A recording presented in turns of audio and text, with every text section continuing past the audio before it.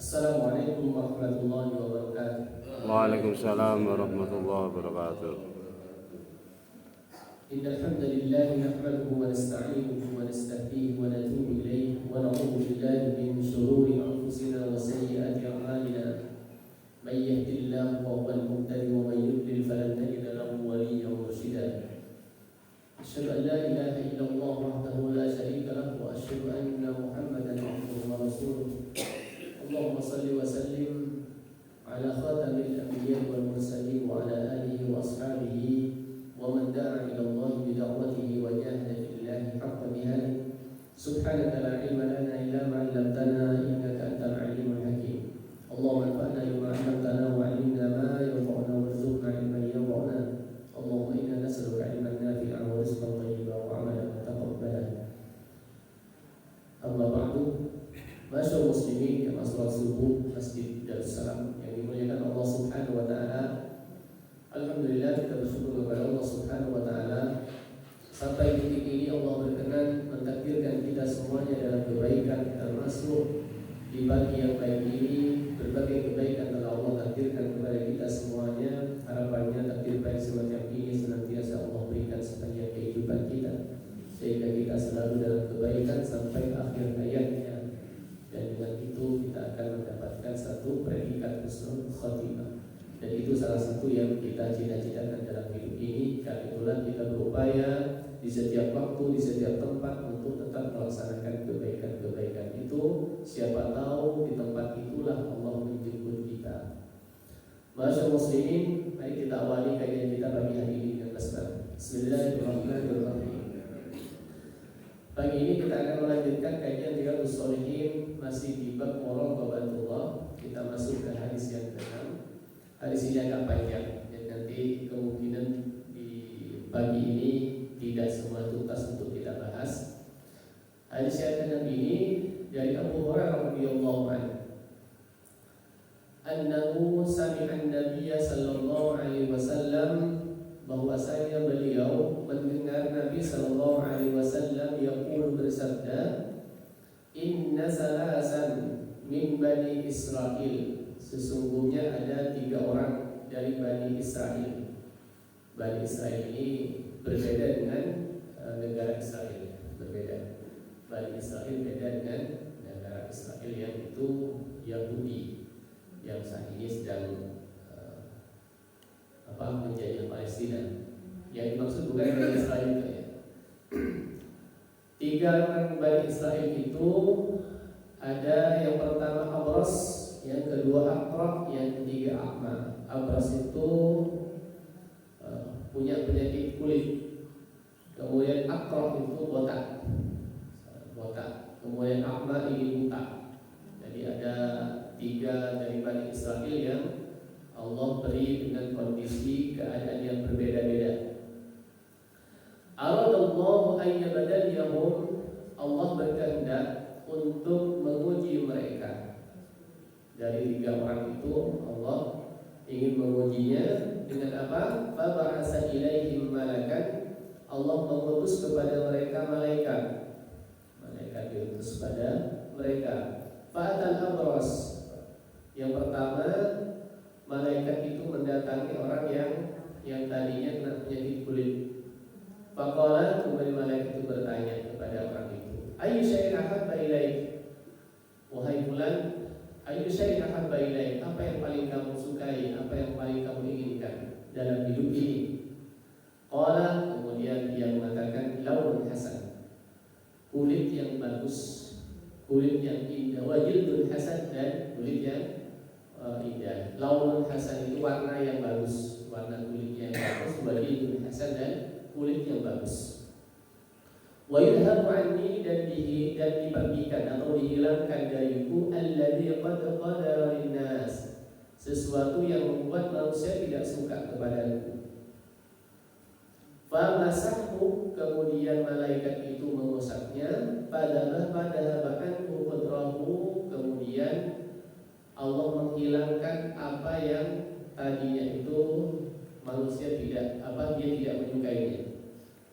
Ya, wa u'tiya launan hasanan, kemudian Allah memberikan launan hasanan, warna yang indah, warna yang bagus pada kulitnya. Asalnya kulitnya belang-belang, kulitnya tidak bagus, kemudian diusap oleh malaikat, kemudian menjadilah kulit yang indah, yang bagus. Qala, kemudian malaikat bertanya kembali, fa ayyul mali ahabbu ilaik? Kemudian harta apa yang paling kamu sukai? Qala, kemudian dia menyampaikan al-ibil, unta yang paling dia sukai. Au qala al-baqar, atau ia mengatakan unta atau kira-kira sapi. Di sini dikatakan syakkar rawi, ya rawinya agak ragu apakah dia unta atau sapi atau kerbau. Fa'utiyana matan usra, kemudian ia diberi unta, ya, unta. Faqala, kemudian malaikat berkata, barakallahu laka biha, mudah-mudahan Allah memberkahi di dalam unta itu. Itu yang pertama tentang kondisi orang yang didatangi oleh malaikat, yaitu yang keadaan tadi punya penyakit kulit. Kemudian yang kedua, fa'atal aqra, malaikat mendatangi orang yang tadinya botak. Jadi botak ini juga sesuatu yang tidak disukai rupanya, ya. Faqala, kemudian malaikat bertanya, ayu syai'in ahabba ilaik? Apa yang paling kamu sukai? Kemudian orang itu menjawab, qala syakrun hasan, saya ingin rambutnya bagus, karena botak yang inginnya rambutnya bagus. Wa yudhabu anni hadzal ladzi qadara lin-nas, dan dihilangkan dariku hal yang membuat manusia tidak suka padaku. Berarti botak itu menjadikan orang tidak suka kepadanya. Famasahu, kemudian malaikat mengusapnya anhu padanya, wa'tiya syakran hasanan, kemudian Allah memberinya syakran hasan, rambut yang bagus. Qala fa'il mal ahabbu ilaik, kemudian malaikat bertanya lagi, harta apa yang paling kamu sukai? Qala al-baqar, kemudian yang menjawab sapi, suka. Fa'utiya baqaratan hamilan, kemudian diberilah sapi yang sedang mengandung. Wa qala barakallahu laka biha, kemudian malaikat juga menyampaikan dengan kalimat yang sama seperti tadi, mudah-mudahan Allah memberkahi terhadap yang diberikan itu sapi tadi itu. Fa'atal a'ma, yang ketiga didatangi orang yang buta, didatangi oleh malaikat itu. Faqala, kemudian malaikat bertanya, ayyu syai'in ahabbu ilaik? Apa yang paling kamu sukai? Qala ayyuraddallahu ilayya basari fa ubsiran nas famasahu fa'udallahu ilayhi basarahu. Dia menyampaikan, saya beringat agar Allah mengembalikan pandanganku. Ya, rupanya sebelumnya dia tidak buta. Awalnya tidak buta, kemudian buta. Kemudian yang diinginkan adalah Allah mengembalikan penglihatan sebagaimana semula. Fa'ubsiran nas, sehingga saya bisa melihat manusia. Famasahu, kemudian malaikat mengusapnya. Fa'udallahu ilaihi basarahu, kemudian Allah mengembalikan pandangannya, artinya sudah normal lagi. Qala, kemudian malaikat bertanya lagi, fa'ayyul mali ahabbu ilaik? Harta apa yang paling kamu sukai? Qala, dia menyampaikan al-ghanam, domba, suka domba, kambing, ya. Fa'utiya syatan walidan, kemudian ia diberi dengan syatan, domba atau kambing yang sudah mau beranak, sudah bunting, sudah siap untuk beranak. Fantaya hadani wa wallada hada, kemudian dari sekian itu yang tadi diberi unta, yang tadi diberi sapi, diberi kambing, fantaya hadani wa wallada hada, beranak pinak semuanya, ya, semuanya beranak pinak. Fakana bihada wadin minal ibil, wala hada wadin minal baqar, wala hada wadin minal ghanam. Sampai-sampai dari masing-masing itu sampai memenuhi lembah. Ya, satu lembah dipenuhi dengan unta, lembah berikutnya dipenuhi dengan sapi, lembah berikutnya dipenuhi dengan domba. Milik orang yang tadinya hidupnya keadaan miskin dan kehidupan diuji oleh Allah dengan keadaan yang sangat terbatas. Kemudian Allah memberi yang sebaliknya, yang tadinya kulitnya belang-belang jadi kulitnya bagus plus kaya raya dengan untanya. Kemudian yang kedua tadinya botak, kemudian dikasih rambut yang bagus plus dikasih sapi yang banyak menjadi kaya raya. Yang ketiga tadi awalnya buta, kemudian Allah mengembalikan sehingga bisa melihat dan juga diberi harta yang banyak melalui kambingnya, ya, menjadi orang yang bagus, ganteng, kira-kira ganteng dan kaya raya. Nah, ini sudah ideal kan, kira-kira begitu. Kemudian summa innahu atal abras fi suratihi wa hay'atihi. Kemudian malaikat itu mendatangi atal abras fi suratihi wa hay'atihi. Ia mendatangi kembali orang yang tadinya yang awalnya kena penyakit belang-belang itu. Dan malaikat itu karena kan sekarang sudah ganteng ini dan sudah kaya. Malaikat hadir, malaikat datang kembali pada orang itu dengan keadaan seperti orang tadi itu. Jadi dengan kulit yang belang-belang datang dan keadaan miskin. Ya, malaikat datang dengan keadaan seperti orang miskin dan juga dengan keadaan belang-belang itu kulitnya. Ya persis seperti orang yang awalnya dari punya penyakit itu. Faqala, ia menyampaikan, malaikat itu menyampaikan, rajul miskin qad biyadibal fi safari. Saya ini ya, orang miskin, laki-laki miskin yang dalam perjalanan.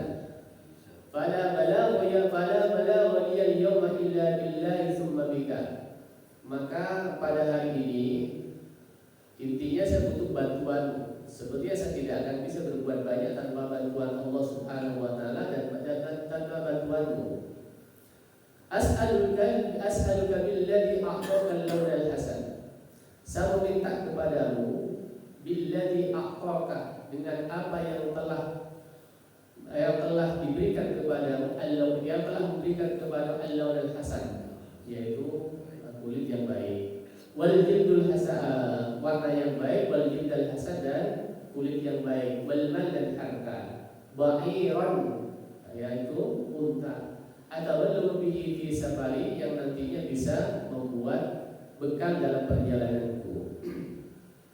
Kemudian apa yang dikatakan oleh orang tadi itu yang sudah menjadi kaya, yang mengatakan al-huququ katsir. Wah, ini saya itu masih banyak keperluan.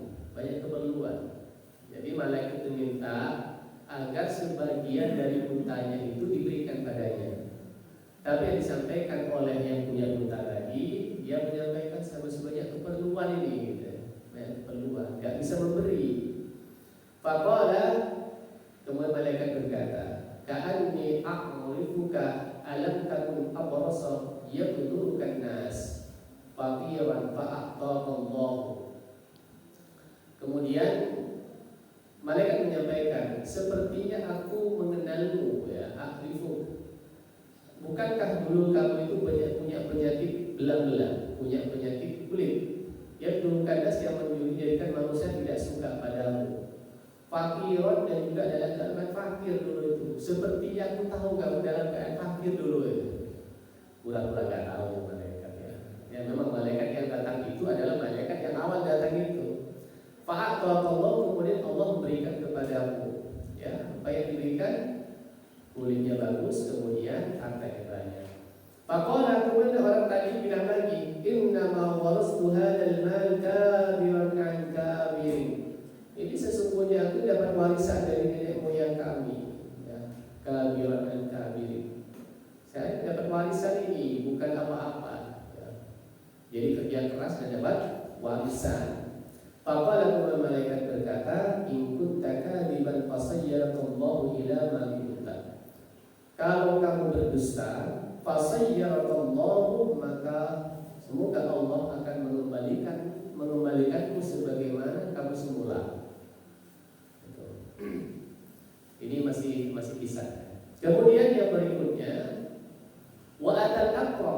Kemudian malaikat itu mendatangi orang yang tadinya botak. Fi suratihi wa hayatihi, ia datang dalam keadaan botak. Jadi malaikat itu memperhatikan diri sebagai orang yang botak dan miskin.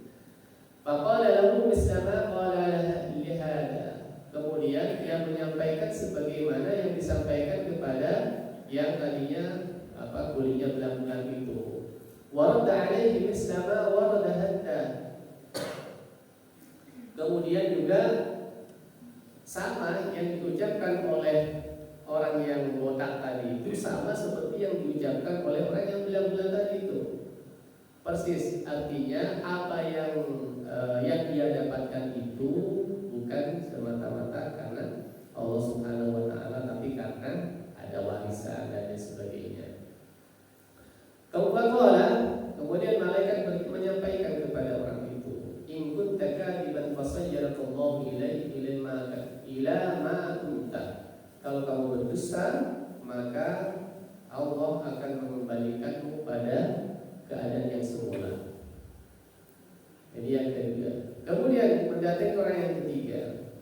Wa al-a'ma fi suratihi wa hayatihi. Kemudian malaikat mendatangi orang yang buta tadi dengan keadaan buta juga. Faqala, kemudian menyampaikan, rajul miskinun wa ibnu sabilin inqata'at bi al-jibal fi safari. Sama yang disampaikan, saya dalam perjalanan.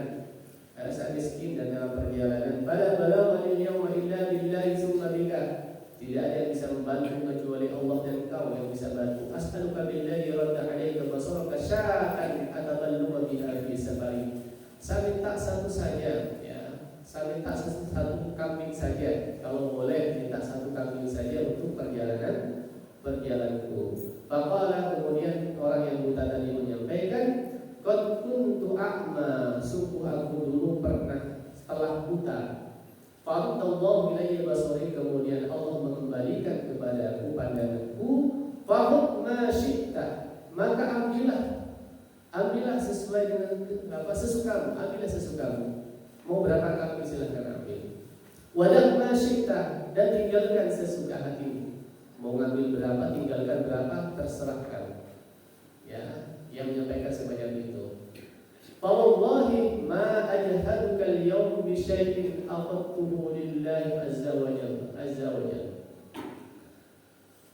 Demi Allah, ma ajhaduka al-yawm bi syai'in aqadtahu lillahi azza wa jalla. Faqala amsik malaka fa inna ma abdilu faqad radiyallahu anka. Intinya ketika orang itu menyampaikan dengan kalimat semacam itu, kemudian malaikat juga menyampaikan kepada yang bersangkutan bahwa sebenarnya Allah berkehendak, ya, bukan untuk saya mengambilnya, tetapi untuk mengujinya. Karena itulah amsik malaka fa inna ma abdilu, maka tetaplah ini untuk kamu semuanya, ya. Faqad radiyallahu anka, dan seluruh Allah telah meridai terhadapmu. Wa sallatu ala sahibika, dan Allah murka terhadap sahabatmu. Sahabatmu siapa tadi? Mereka yang berdua tadi. Masyaallah muslimin yang dimuliakan Allah Subhanahu wa taala. Ini kisah, ya, 3 kisah yang tentu kisah ini saya kira ada kemiripan dalam kehidupan kita. Karena di semua kisah yang diangkat oleh Nabi sallallahu alaihi wasallam menjadi bagian yang diceritakan kepada sahabatnya, itu biasanya memang ada kaitannya dengan kehidupan para sahabat, dan juga ada kaitannya dengan kehidupan umatnya. Baik, kita dari awal kembali. Ada beberapa hal yang penting bagi kita bahwa ada kalanya, kalau kita lihat kalimat pertama, bahwasanya Allah Subhanahu wa taala kadang mengutus malaikat dalam kehidupan kita. Termasuk di hadis ini Allah mengutus malaikat kepada orang-orang yang memang ingin diuji dalam kehidupannya. Malaikat yang dimaksud tentu tidak harus sama sebagaimana yang disebutkan dalam hadis ini. Ya. Karena semua yang dihadirkan di tengah-tengah kita itu adalah ujian. Ya. Berarti yang hadir di tengah-tengah kita itu biasanya anggaplah sebagai malaikatnya gitu, sebagai malaikatnya yang hadir di tengah-tengah kita untuk menguji apa yang ada dalam kehidupan kita. Bisa saja kehadiran tetangga itu Allah mengirim kepada kita itu tetangga itu.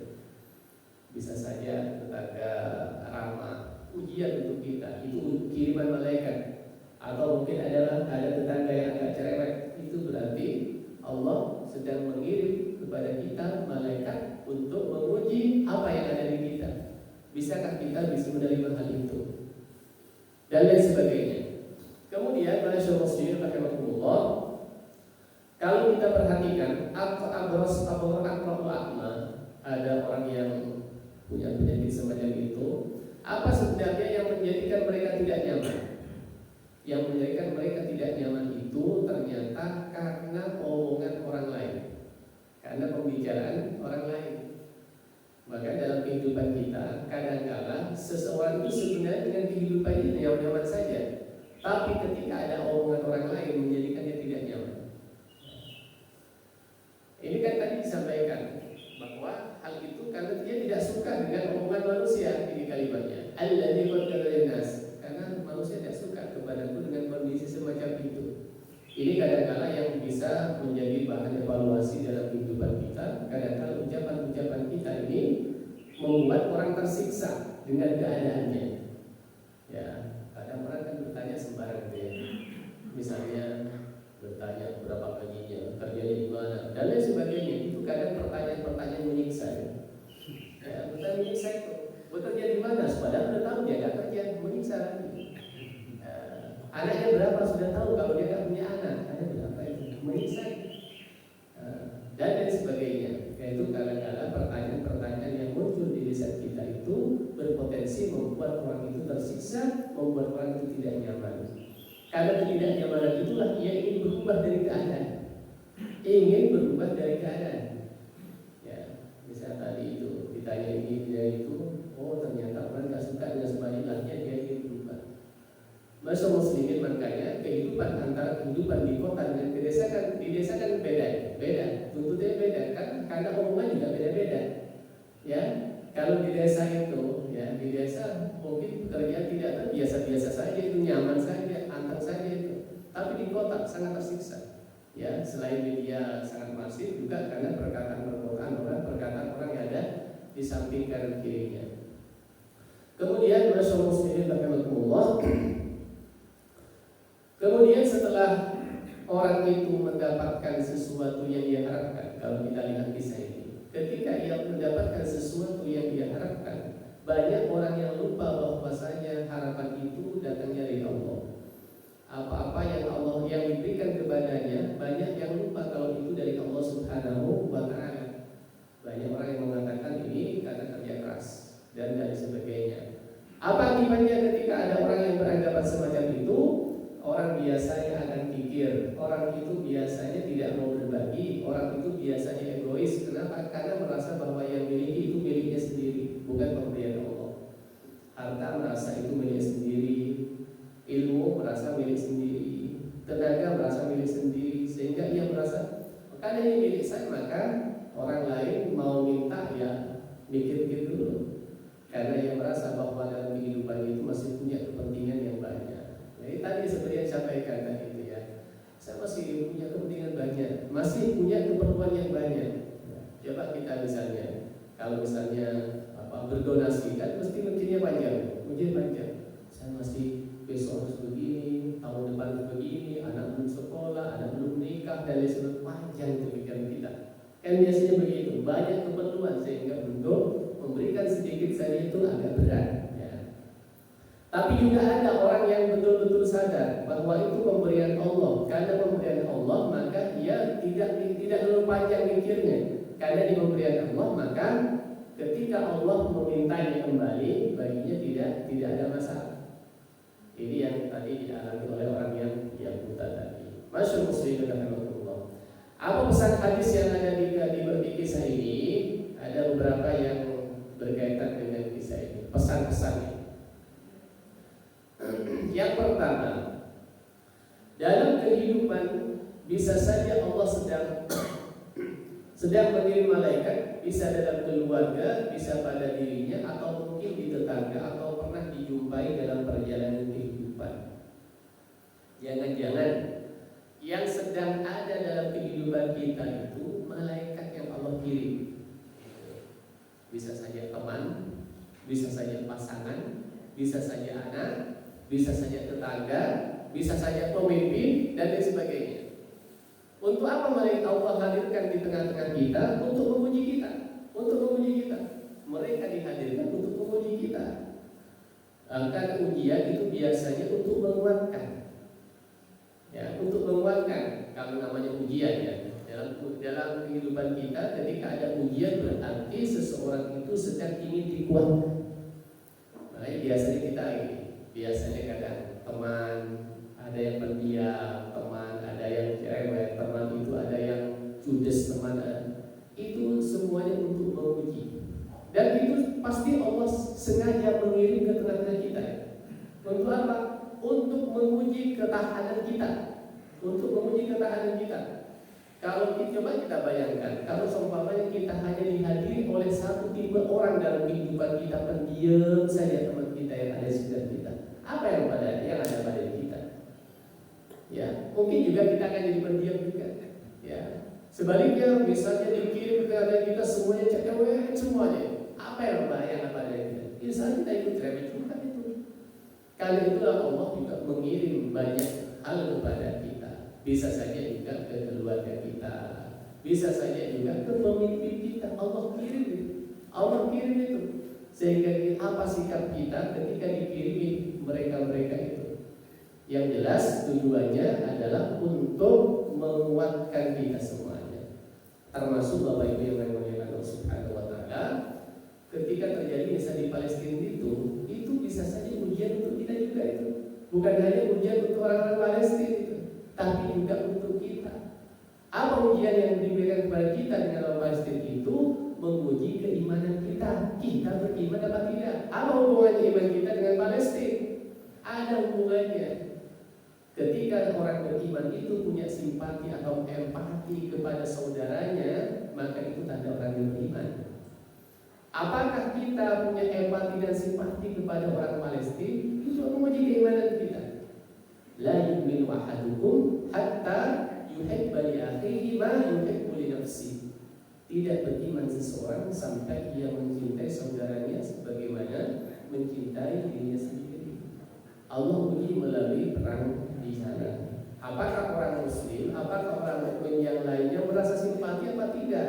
Diuji imannya ini, lolos apa tidak ujian dengan ujian ini, jadi uji. Ya, dan lain sebagainya. Diuji, dihadirkan pemimpin yang model semacam ini misalnya. Itu bisa saja ujian untuk kita semuanya. Ujian untuk kita. Belum lagi ujian-ujian lain yang langsung bertanggung paut dengan kehidupan kita. Misalnya keadaan ekonominya, keadaan kesehatannya, keadaan keluarganya dan lain sebagainya. Itu semuanya Allah kirimkan kepada kita untuk menguji kita. Maka satu-satunya jalan kita ini perlu untuk introspeksi. Oh, kenapa Allah mengirimkan semacam ini ke kita? Apa yang sedang Allah inginkan pada kita? Bisa kita analisis, walaupun tidak selalu benar analisis kita. Paling tidak kita berpikir, ya. Makanya ketika ada teman, misalnya, kok ada teman yang baik, kok ada teman yang kurang baik, bahkan ada teman yang jahat itu. Kenapa Allah kirimkan teman yang seperti itu? Padahal kita kan tidak pernah menginginkan dalam hidupnya. Tapi kenapa Allah kirim itu? Kita kan kadang-kadang berpikirnya kan sepintas saja. Kenapa sih Allah mesti menghidupkan orang Yahudi Israel itu? Kenapa gak dihancurkan saja? Pikiran kita kan semacam itu, pikiran kita. Padahal kan Allah kirimkan untuk menguji semuanya, untuk ujian kepada kita. Ya, harapan ini kan kita manusia yang yang biasanya cara berpikir pragmatis itu kan begini.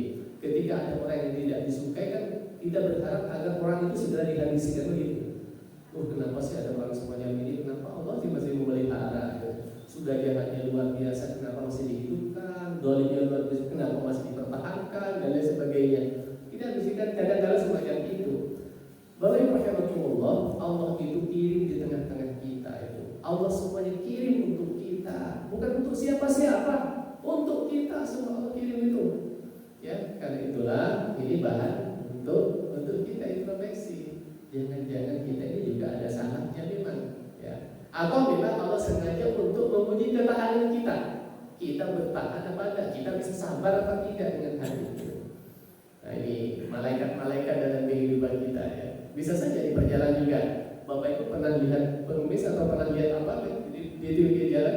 Itu bisa saja malaikat yang Allah kirim. Bisa saja Allah kirim kepada kita malaikat itu. Kadang ada orang yang bisa jalan, kemudian di pinggir jalan, kemudian pulangnya kok sudah nggak ada orang itu. Bisa saja terjadi itu. Atau kok sering melihat orang ini di tempat yang sama. Kenapa Allah selalu menampakkan kepada kita, ya? Apa sih tujuan Allah menampakkan kepada kita?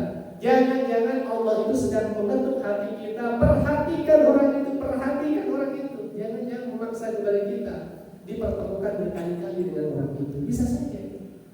Tapi kadang-kadang kan orang itu kadang ya tidak mau tahu kan, bos ya misalnya itu urusannya masing-masing, saya masih sibuk sekali dengan urusan saya sendiri. Masya Allah. Kehadiran malaikat itu untuk menguji kehidupan, bisa dalam menguji kedermawanan, bisa menguji kesabaran, bisa menguji ketangguhan, bisa menguji kepekaan. Itu Allah hadirkan untuk menguji semuanya ini. Kita ini dermawan apa tidak? Kita pelit apa dermawan? Kita sabar atau tidak? Dihadirkan semua yang dihadirkan di tengah-tengah kalian untuk menguji semua itu. Ketangguhan, kita tangguh apa tidak? Peka apa tidak? Dihadirkan semuanya dari dalam kita. Masyaallah muslimin yang dimuliakan Allah Subhanahu wa taala. Kemudian ujian Allah dapat berupa hal yang tidak disukai, namun juga bisa berupa kesenangan atau pengabulan harapan. Ya memang ujian Allah semua itu. Hanya saja orang itu kadang merasa diberi kalau diberi sesuatu yang kurang nyaman. Padahal sesuatu yang nyaman pun itu semuanya ujian. Tadi dikasih buta, dikasih botak, ulang itu ujian. Demikian pula ketika ia diberi dengan wajah yang baik, kulit yang baik, rambut yang baik, kemudian kaya raya juga ujian. Semua itu ujian. Ya, termasuk dalam kehidupan kita semuanya ujian. Nyaman tidak nyaman dalam kehidupan ini semuanya memang Allah sedang menguji kita. Kemudian kegelisahan seorang bisa karena faktor perkataan orang lain yang kurang bijaksana. Ini tadi sedikit singgung. Itulah yang memang kita perlu hati-hati dalam berkata kepada orang lain, dalam menyampaikan sesuatu kepada yang lain. Kelihatannya manis, kelihatannya bagus, tapi kadang-kadang membuat orang lain tersiksa. Itu kadang-kadang terjadi. Apalagi jelas-jelas kata-katanya misalnya kata-kata yang kurang baik. Yang baik pun kadang-kadang masih membuat orang lain tersiksa. Ya, misalnya berkunjung kepada saudara. Kan kadang-kadang kalau sudah berkunjung kepada saudara sembarang ditanya. Itu hati-hati bertanya semacam itu. Mbak, misalnya itu ke mbaknya atau Mbak gaji suamimu berapa? Anakmu berapa? Pengeluaran sebulan berapa? Cukup tak segitu? Ini pertanyaan yang menyiksa. Pertanyaan menyiksa. Ya, kan banyak sekali kejadian-kejadian sampai pada percekcokan ini karena masalah-masalah yang diawali dengan yang semacam itu. Ketika ditanya semacam itu, iya ya. Kemudian dibandingkan itu, Mbak, yang sebelah itu gajinya badan sekian tuh, anaknya sekian. Ya gak cukup masih. Bayangkan Mbak hanya sekian loh gajinya itu. Apa yang akan dia usahakan? Yang terkena pikir darinya. Nanti dia berpikir bagaimana sih dia nanti bisa mendapatkan yang lebih dari itu. Mau masalah suaminya dan lain sebagainya. Ini menjadi masalah. Karena itu kalau berbicara kepada orang lain dalam beberapa hal yang harus hati-hati. Termasuk Mbak ini rumahnya sudah beli apa masih kontrak? Kendaraannya sudah cicil berapa bulan? Menyiksa itu, perkataan menyiksa.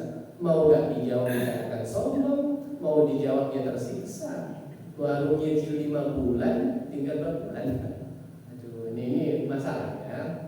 Punya barang tertentu ditanya, ini barangnya di mana ini? Belinya berapa di mana? Nah ini, karena itulah ya kalau kita berbicara dengan yang lain, bicara yang tidak ada sangkut pautnya langsung dengan hal-hal sifatnya agak pribadi, yang sifatnya sensitif itu kita hindari. Ini karena berpotensi untuk menyiksa. Dan ketika merasa tersiksa, nah ini kalau sudah merasa tersiksa, orang itu masih tidak senang sudah. Masih tidak senang, karena tidak senang dengan itu ingin segera keluar dari sesuatu yang tidak dia senangi. Ingin segera keluar. Bagaimana caranya?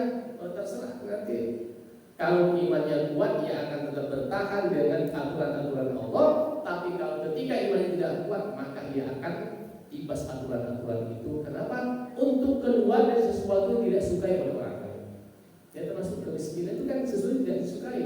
Untuk keluar dari itu, kalau imannya kuat, masih akan dia bisa berjalan di jalan yang baik.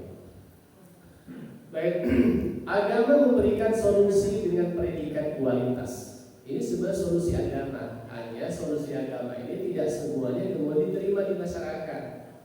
Karena solusi agama itu tidak melihat kepada sesuatu yang nampak. Makanya Allah berkali-kali menyampaikannya. Termasuk di dalam hadis misalnya menyampaikan innallaha la yanzuru ila suwarikum wala ila ajsamikum wala ila amwalikum wala yanzuru ila qulubikum wa a'malikum. Allah enggak melihat jasadmu, Allah enggak melihat hartamu, Allah enggak melihat apa darimu. Yang dilihat oleh Allah adalah a'malikum wa qulubikum wa a'malikum. Allah akan melihat amal dan hatimu. Itu Allah agama berikan solusi itu sebenarnya. Biar manusia tidak selalu fokus dengan yang nampak, tapi ini susah dihilangkan, susah. Karena yang sering menjadi standar di tengah-tengah masyarakat yang nampak itu. Ya, sampai juga di dalam Al-Quran disebutkan inna akramakum indallahi atqakum, yang paling mulia di sisi Allah ini bertakwa.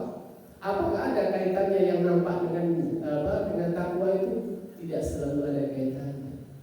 Bisa saja orang kaya raya tapi juga batinnya tenang. Ada juga begitu.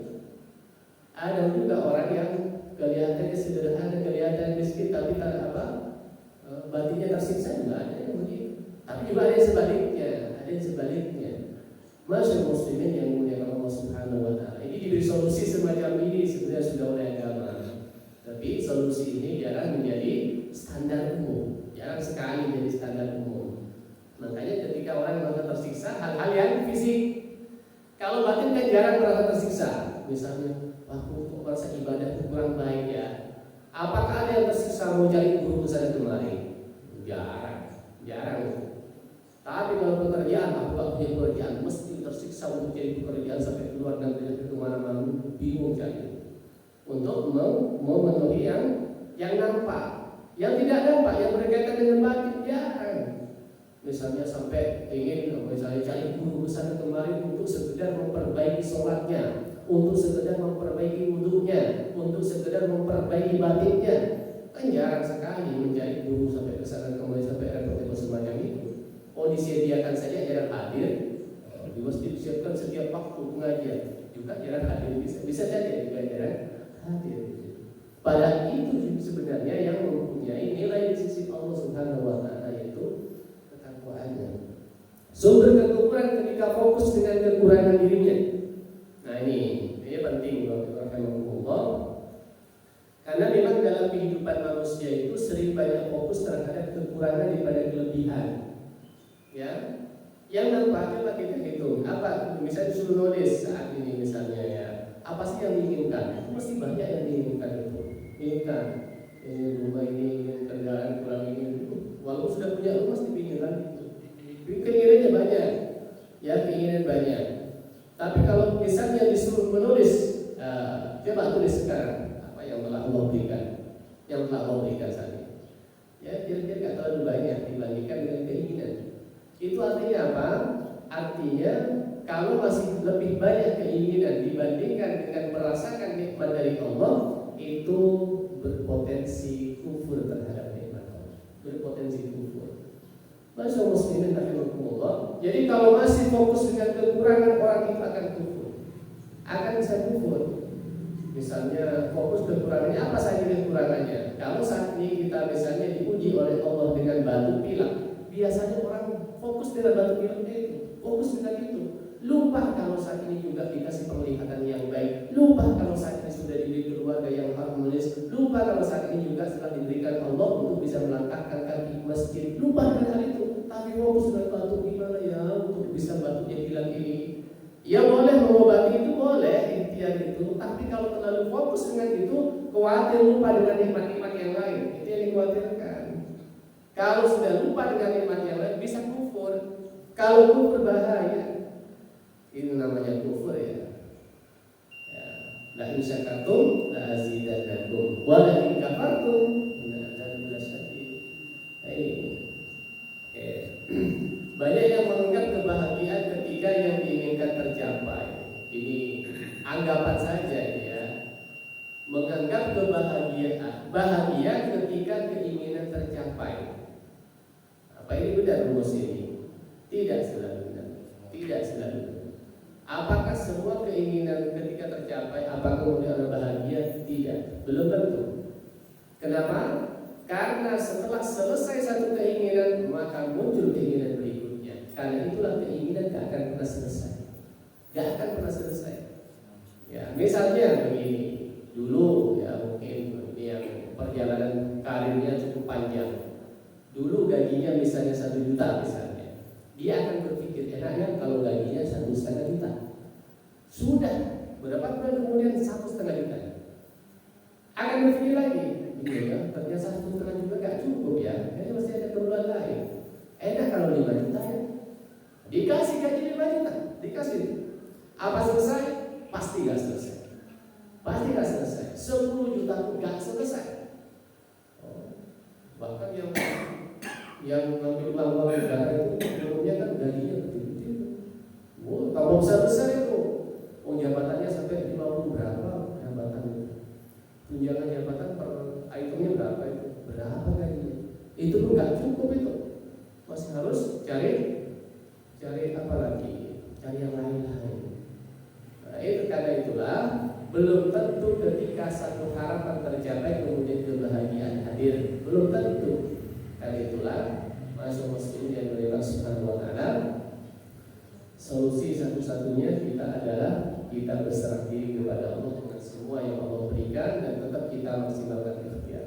Misalnya kita sambung di kesempatan yang akan datang masih berkaitan dengan nilai-nilai dari hadis yang kita bahas di pagi hari ini.